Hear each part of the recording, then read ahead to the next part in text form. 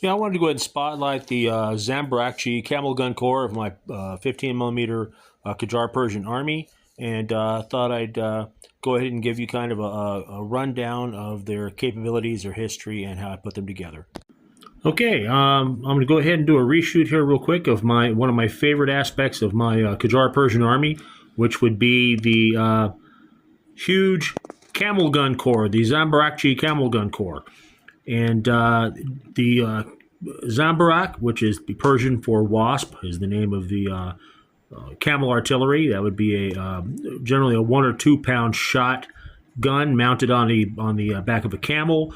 The Persian armies back to the at least the time of the Safavids utilized the Zamburak camel guns. They used hundreds of them at a time. There were thousands of them. Camel gun artillery. In earlier periods, there were still close to 2,000 camel guns. Some of them directly under the service of the Qajar Shah, which is Fath Ali Shah, during the Napoleonic era. And these camel guns would be used in mass. They would fire 1 or 2 pound shot. Doesn't sound like much. It sounds like it sounds like a battalion gun, that sort of thing. Yeah, unless there's 500 of them firing rolling volleys at you. And the camel guns could, shoot and move. They were mobile artillery platforms.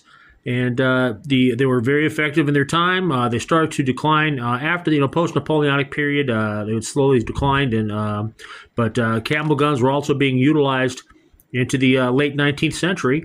There have been instances of Gatling cannons mounted on them, Gatling guns mounted on the camels in place of the 1 or 2 pound shot cannons, and they really proved their value on the field.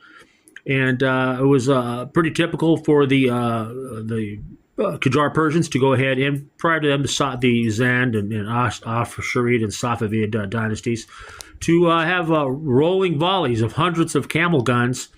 They would deploy a screen of infantry or a cavalry screen towards the enemy, who would then move aside, and you would be hit with hundreds and hundreds of 1 to 2 pound shot. After which the Persian maneuver forces, the cavalry or infantry elements, would charge in and do their thing.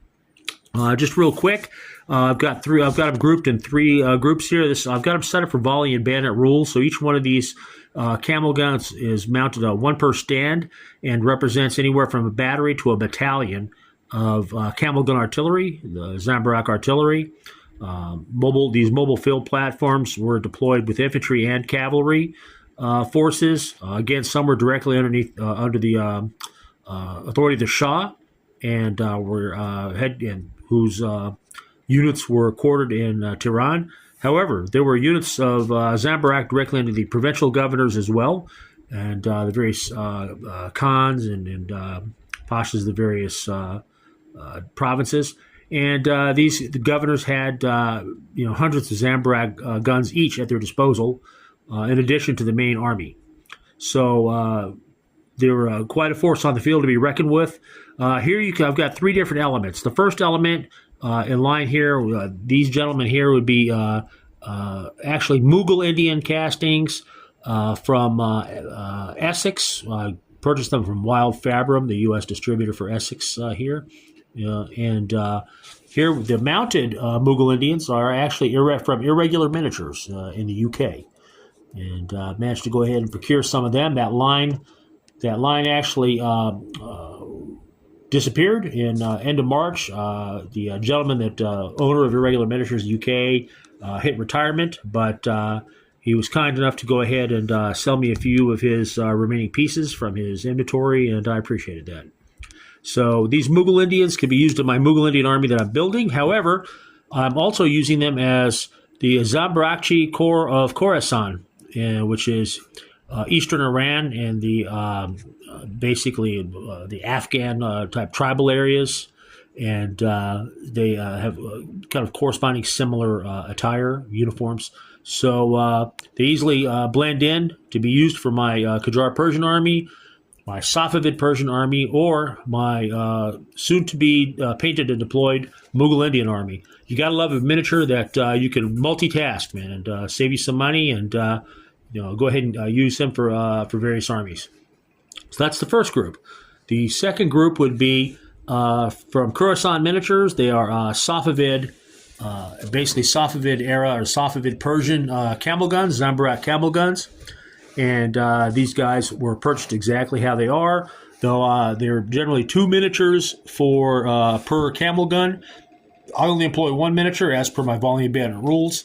So the other unemployed Zamburak Safavid camel gunner has a pretty cool looking uniform. I like these guys a lot. So I've taken the second miniature of everyone and I've incorporated them into my Persian skirmishers, my Jazierchi and Shamkalchi skirmishers, which I can use for Safavid or Qajar Persian era armies. If they're in my Qajar army, they're simply in an older uniform, which is fairly typical. And they were pretty cool casting. I did some conversion work, gave them a musket, gave them a Giselle, and sent them on their way and deployed them as skirmishers. This third group are from my Qajar Persian Zamburak Artillery Corps.